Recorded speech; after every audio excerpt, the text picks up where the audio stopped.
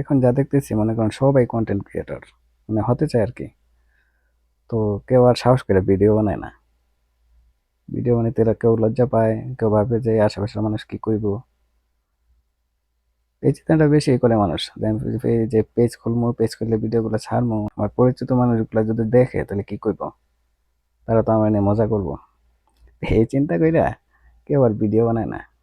যেমন আমি আমি একটা ক্যামেরার সামনে একটা কথা কইতে গেলে আগে চিন্তা করি যে এই ভিডিও গুলা যদি বা আমার কথাগুলো যদি কেউ দেখে, আমার পরিচিত মানুষ, তখন তারা কি কইব, তারা তো আমার নিয়ে মজা করবো।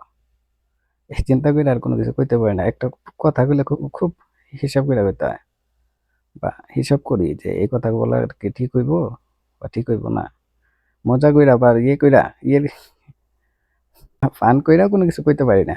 ফান কইরা কইতে গেলেও বা আবার চিন্তা করি যে আমার ফানটা যদি আমার আশেপাশের মানুষ সিরিয়াসলি না নেয়, যদি আমার নিয়ে পরে মজা করে, এইবার কোনো কিছু কইতে পারি না।